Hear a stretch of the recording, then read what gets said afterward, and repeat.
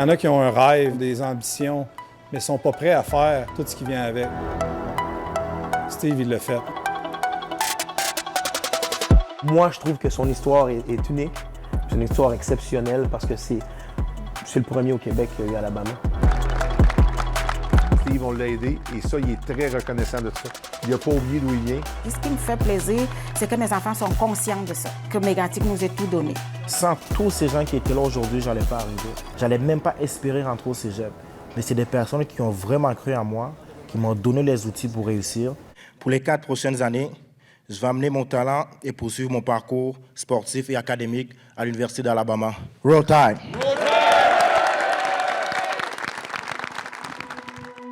J'ai grandi à Yaoundé.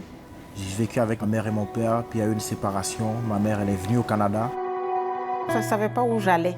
Fait que tu rembarques pas 3 enfants là-dedans. Je dis, bah, je m'en vais voir. 1 an plus tard, je les faisais arriver. Je vois une famille arriver, qui font les visites. Quand ils arrivent à l'école, il y a toujours quelqu'un qui les accompagne. Et puis je vois ce grand jeune homme, 6 pieds, ma grandeur. Je le regarde dans les yeux. Je lui dis, t'as quel âge, jeune homme? Il dit, j'ai 12 ans. Je dis, il y a 12 ans? Non, ça se peut pas. Oh, il y a 12 ans. OK, bien, toi et moi, on va se parler après l'école, c'est certain. Et il me dit, j'ai joué au football. Ben oui, t'es venu jouer au football. Je dis, non, maman, tu comprends pas. Je lui avais dit qu'il allait jouer au football, mais lui, le ballon rond, là, il pense que c'est ça, mais c'est le ballon ovale, il n'a jamais vu ça. J'arrive à la pratique avec mes spikes, mes protèges tibia puis ma petite bouteille d'eau. Puis là, je vois tous les gars avec des épaulettes en train de se frapper dessus. Il a pogné un 2 minutes, comme on dit, quand il a vu les équipements. Puis en plus, il revenait d'une blessure. Il s'était cassé la cheville pendant l'été au soccer. Le fil en aiguille, on l'a fait jouer tranquillement, une position de la ligne offensive, pas beaucoup de courses. Puis au fur et à mesure qu'il guérissait, bien, on l'a mis porteur de ballon. Puis un joueur en Benjamin, en plus, contre des 12 ans, c'était magique. Je savais même pas ce que je faisais, je savais juste que j'étais plus vite que tout le monde. Puis on a gagné les deux seuls games de la saison, j'étais porteur de ballon. Puis c'est là que tout a commencé. À 8 contre 8, c'était une belle époque, ça c'était... Quand il cogne, ça tombe, puis ça fait rire. C'est sûr que c'est pas très drôle, mais c'est drôle pour moi.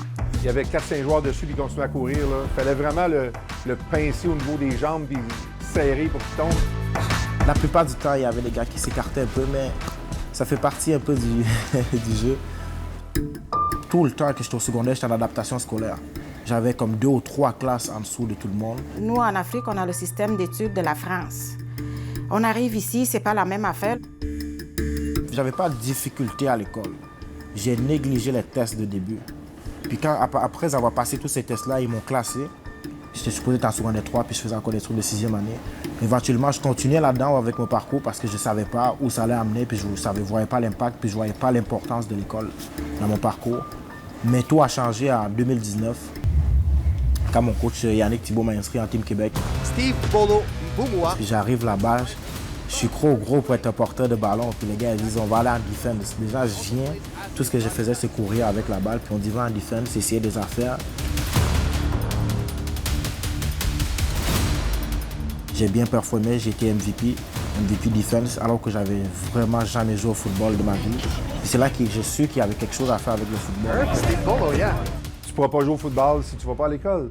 Il a sorti de l'adaptation scolaire, il s'est dirigé vers un DEP qu'on donne ici à l'école. Donc, étant donné qu'il est dans l'école, abattage de forêt, donc il pouvait jouer au football. Il était un peu tard, mais vaut mieux tard que jamais.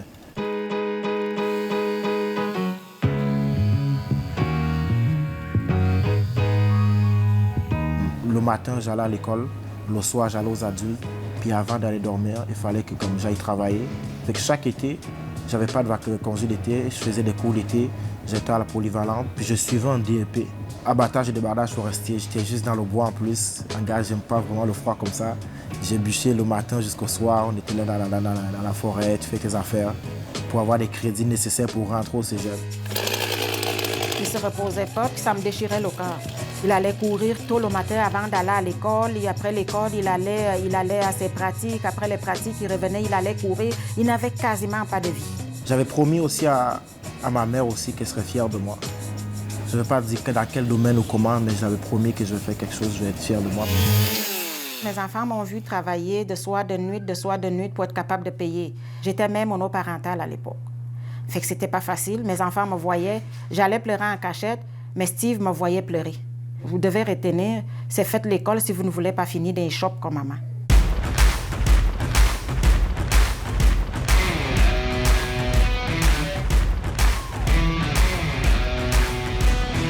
Quand est-ce que tu vas commit et à quelle université vas-tu t'engager? 4 camps en 4 villes dans 3 États différents. Le dernier camp qu'il a fait, c'est Alabama. Il était épuisé. Camp à Bahama, ça a été quand même une expérience. On allait là un peu un long shot. Là, on s'était dit, on va y aller, puis what if? Ça allait vraiment mal, je ne vais pas vous mentir. Je suis arrivé, j'ai fait ce que j'avais fait, j'ai appelé ma mère. Je lui ai dit que là, ça va pas. Je suis blessé, je peux rien faire. Il m'a dit. Comme les coachs m'ont dit aussi, ça arrive une fois dans une vie, puis si tu ne fais pas ce camp-là, tu vas peut-être le regretter toute ta vie. Il y avait coach Jean, je me rappelle, puis coach Jean-Guillaume qui criait toutes sortes de choses à Steve, qui se dépassent, puis qui dominent. Il n'a pas été tendre sur le terrain de football. On voyait les joueurs de l'équipe d'Alabama commencer à entourer Steve.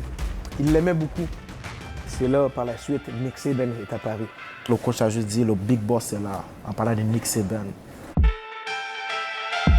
C'est là que je fais le 1 contre 1 contre le gars. Je réussis à dominer le gars, je fais un petit coup. Il perd son casque et le casque tombe à côté du boss. Puis là, je ramasse le casque à côté du boss. Une fois de plus, vu que je ne connais pas l'ampleur du truc, j'ai dit « What's up, coach ?» Juste comme un petit gars là, qui ne sait vraiment pas ce qu'il fait. Puis tout le monde, il me regarde comme « Qu'est-ce qui se passe ?» Quand ils sont venus me chercher, je pensais que j'ai mal fait les affaires ou parce que ça n'allait pas mais physiquement. Ils m'ont dit « Non, tu n'as plus besoin de faire le camp. Viens dans le bureau, on va te présenter. » Je suis arrivé, il y avait 2 gars dans le bureau. On était 3 sur comme 400.